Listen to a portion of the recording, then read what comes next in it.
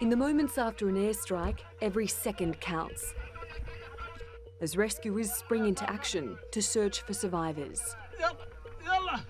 It's an all-too familiar routine for the White Helmets, who released this video from Idlib province last week. The international response to stem the flow of casualties has not been so rapid. The Syrian war has claimed more than 400,000 lives, but there are attempts to wind down the war, and Idlib is at the heart of the plan. Earlier this year, Turkey, Russia and Iran brokered a deal to create 4 de-escalation zones in Idlib, eastern Ghouta, areas in Homs and parts of Syria's south. The de-escalation zones are meant to reduce military violence and direct conflict between major parties, including between rebels and the Syrian regime. It allows for targeted strikes and action against groups like Daesh and the Al-Qaeda-linked Hayat Tahrir al Sham in a bid to end the war. Turkey says it is ready to deploy troops to Idlib, the 4th and final de-escalation zone. The zones are meant to improve civilian safety, but Syrians are still being caught up in the conflict. These men were injured after regime airstrikes targeted Hamouria in August. They were in a de-escalation zone. The Syrian regime says it hopes the zones will ultimately lead to a cessation of hostilities. Notwithstanding its commitment to the memorandum on the de-escalation zones, Syria reserves the right to respond to any violation by the other party. Syria also stresses that these zones are a temporary arrangement that must not violate the territorial unity of Syria. Turkey's President Recep Tayyip Erdogan says the goal is to restore peace. İdlib'deki o çatışmasızlık bölgesinin sınırlarında, sınırın dışında Rusya'nın güvenlik tedbirleri var. İç kısımda da Türkiye'nin güvenlik tedbirleri var. Ve bu çift güvenlik tedbiriyle oradaki sıkıntıların aşılması yolunda adımlar atılıyor. There is no agreed upon end date for these zones or a time frame for when foreign powers will need to leave. But is this approach likely to accelerate an end to the war? Natalie Pohanen, The Newsmakers. Well, joining me now in studio is Hakkı Öcal. He's a political columnist at Milliyet newspaper, and from Washington, D.C. is Bassam Barabandi. He's a former Syrian diplomat and co-founder of the People Demand Change Incorporated. In Moscow is Alexei Khlebnikov. He's a Middle East expert at the Russian International Affairs Council. Gentlemen, I thank you all for joining us. Bassam Barabandi, if I can begin with you first, sir. These de-escalation zones, particularly in Idlib, are they a good idea? It's not a good idea because it doesn't solve the root of the problems. Why? At first, we had this kind of de-escalating zone because the regime was just attacking everybody, and now the Russians just jump in to say, let's do a de-escalating zone without solving the problems of the regime itself, why he's attacking the people. And if you go to technical things, day-to-day, like today, there was a deal between Turkey, Russia, and Iran to solve or deal with the terrorist group of Nusra in Idlib, but they didn't take into account the Syrian forces, the FSA, the Free Syrian Army, the locals, how they can engage to fight al-Nusra there. And that is the big mistake they are doing. They are just doing everything possible to eliminate the Syrian voices and allow themselves, as a Russian, to have the upper hand. And this will be failing policy and strategy. It will not pay back except more distractions. And we saw what's happening today. When al-Nusra attacked some regime forces, then the Russia burned and killed all the civilians. They didn't attack the Nusra positions. And I don't know what the Russian thinking of only attacking the civilian, the civil societies, the hospitals, the streets, the ambulances. They are punishing the people because simply the terrorists are in their area. They are not terrorists. The civilians are not terrorists. So the whole idea of the escalating zone, it could be good if it implemented good and if it take the people consideration on account. What is happening is exactly the opposite. Okay. It's Russian, Iranian, Turkish influence, and that's it. Okay, so you see it as a very cynical policy that's not working. Let me bring in Alexei, because I presume, you know, you're referring to 4 hospitals that were hit in Idlib by air raids. Bassam is asking the question, why is Russia targeting civilians? Even today, there was a huge attack on the civilians. Certainly. So let me ask Alexei, is it a fair question from Bassam that he's asking, why is Russia targeting civilians when it comes to these de-escalation zones? Because he sees it as a very, very nefarious policy on behalf of Moscow. Is that the way you see it, Alexei? Firstly, let me talk about the de-escalation zone itself. And this is not the Russian-made idea, and basically it reflects the initiative of the United States, which it came up with in 2012 with it buffer zones, which initially Russia declined and couldn't accept. But later on, then, eventually, Russian de-escalation zone, they reflect the U.S. idea. And as evidence that it works pretty well is that not only Russia, Turkey, and Iran support this, but also the United States, Jordan, Saudi Arabia, UAE, and other Arab countries. That's the first thing. Secondly, de-escalation zones is a product, basically, of Astana talks, which also managed to bring forces, Syrian opposition forces, armed forces, who operate on the ground, who have influence on the ground, to a negotiations table.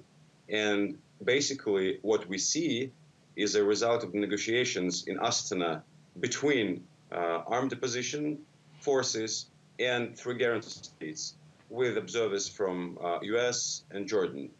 And the majority of experts, they univocally underline that the degree of violence decreased significantly if to compare with a year and a half ago. So in any ways, it's a positive step which lays the ground to further political process which should be and will be continued within the Geneva process.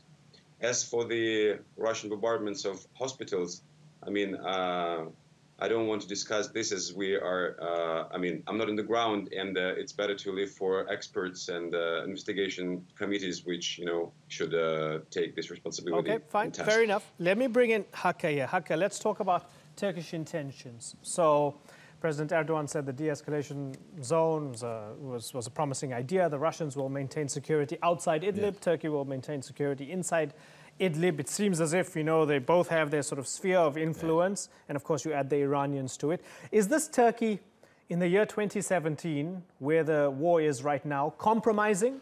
Or is it something that Turkey actually wants and sees as a proper solution to the problem? To begin with, my heart goes with what Bassam said. I mean, when you kill innocent people in hospitals, I mean, you are neither de-escalating or escalating the peace or anything. You are doing nothing. It is a terrible thing to do, to bomb a hospital. Yesterday, a very high-ranking Russian officer was killed, and probably today, field officers, Russian officers, there are some sort of taking revenge or something. But as the name suggests, it is de-escalation zone. It is not peacekeeping force. It is not peace area or buffer zone. They 3 forces are simply trying to stop the escalation of hostilities. If you can do it, it will be followed by a rather lengthy period of peace or non-escalation, and then probably there will be some mutual confidence building in the area so that all the parties can sit down and discuss. That's the main idea. I mean, right now, there's no peace talks there. Mm-hmm. Nobody is discussing the political solution to the Syrian problem. Even the parties do not accept the definition of Syrian problem. Right. It is some sort of terror problem for you. It is some sort of government abuse of political rights for me. Yeah, so for one side it's a genocidal regime, for the other it's terrorism, for an objective view is it's a bunch of therefore, all of that. As Bassam said, we should not escalate hostilities anymore. I mean, Russian troops should be more careful. I mean, bombing a hospital as a response to a terror cell within a city is not a good answer. But I understand this. I mean, it is very difficult to pinpoint terror groups in a living city. It is difficult.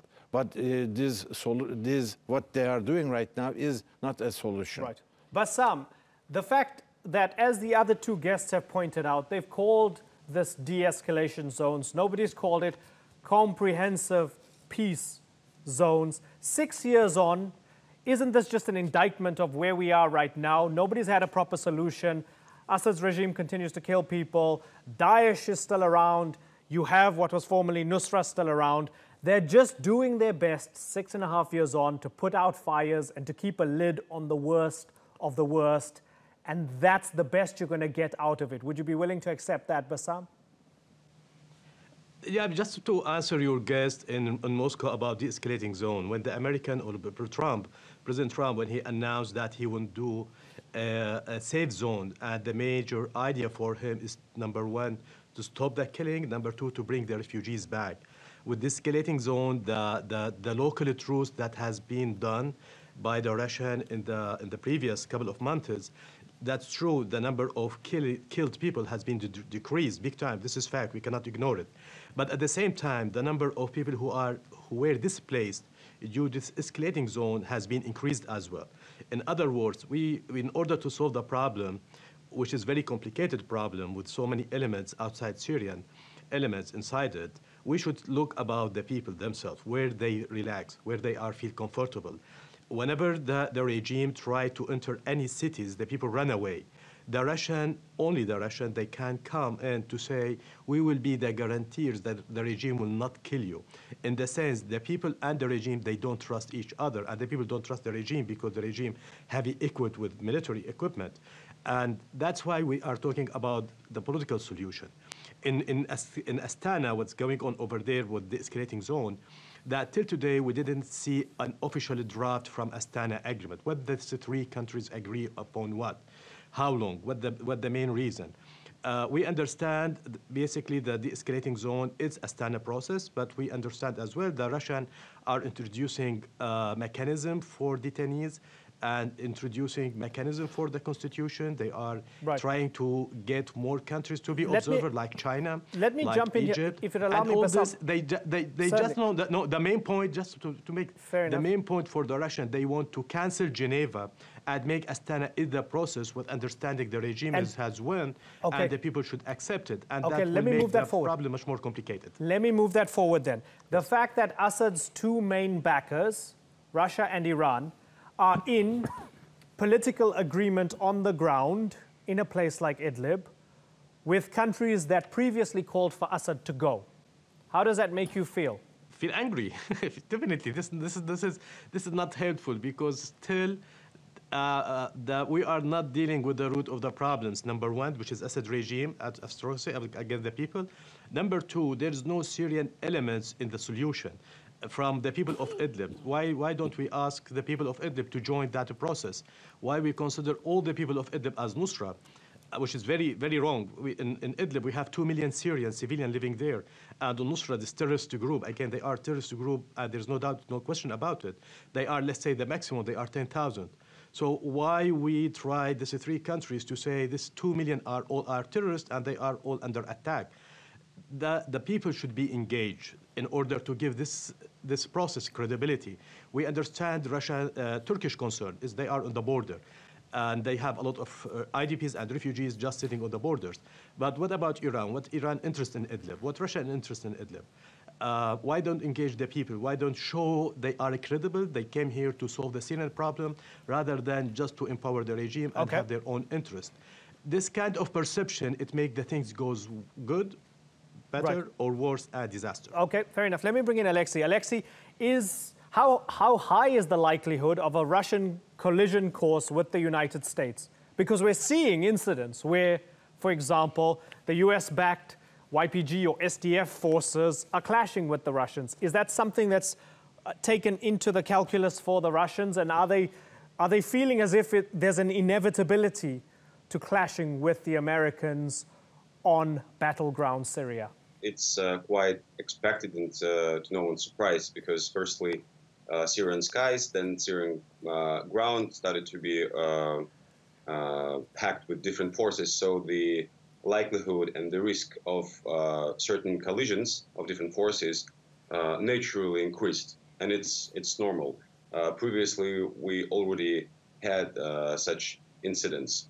So for now, I don't see that this could change the general trajectory of Russia-US collaboration on Syria, as in general, two countries see each other eye to eye in terms of de-escalation zones, decreasing the level of violence, setting up sustainable ceasefires, and launching political process. And of course, the fight against ISIS and Jabhat al-Nusra.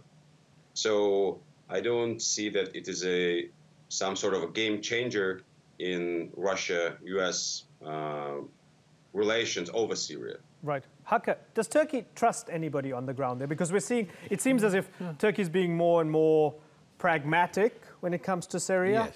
But it also feels we can't fully trust the Americans, because no matter how much evidence we show them about the YPG being linked to the PKK, they arm them, the Russians support Assad and so on. So does Turkey actually trust anybody in Syria? No, I don't think so. First of all, you have to trust main players. Here you have US government and you have Russia. The Russian government is doing whatever they say they are going to do. I mean, except these hospital bombings and everything. But they're putting all their work where their mouth is. But when it comes to the United States, Turkey must be confused as much as anyone else. You have administration which tells you that, okay, we are going to support Astana process and everything, and they even accept this sort of safe zones plan half-heartedly, so they finally agreed with the de-escalation formula. But on the other hand, you see American army, American military is arming what Turkey considers terrorists. Right. I mean, at least you should be speaking with Turkish authorities on why you are doing this, what you are doing, for what purpose. I mean, Turkish government keeps telling them that you are not going to get these weapons back. No answer from American side. Right. These guns, these military weapons and everything is going into the hands of PKK inside Turkey. Not even a word from American side. So Turkey cannot trust main players in this case. And is that why it seems to be more unilateral and going it alone? That's true. That is why Turkey is only trusting the Free Syrian Army, which it trained, which it sort of provided support. Other than those factors, right. Turkey is not trusting anyone. I have one final question for Bassam, very briefly, because I have to move on. Bassam, do you suspect that what's happening right now might eventually lead to Syria being partitioned? There's no ways for Syria to be partitioned. Economically, it doesn't work. Socially, geographically, topography, it doesn't work. Maybe we will be more to decentralized system, maybe more to kind of confederation system, but there's no way that geographically or the international border of Syria will be changed. No one have the interest, not the regional countries, not the Syrians themselves. I will just be back to my friends and colleagues in Turkey to tell them that the best way to fight the PKK operation in Syria is just to send more Syrian to fight in Deir ez-Zor and Raqqa. And that will make, again, the Syrians are always absent from any tools to solve the problem. Militarily countering ISIS and al-Nusra, we see it in Idlib, we see it in Raqqa and Deir ez-Zor. There's no Syrian element at all. Nobody trusts the Syrian, nobody wants the Syrian to lead the process. And in political process, again, that everybody tried to interfere in the end game, and nobody led the Syrian to take the rule or the lead in that. I think the more the international community, Russia, United States, they support the Syrian who believe in their lands and their unity. They have no hostile feeling toward Russia and United States. I think we are going to the right direction and vice versa.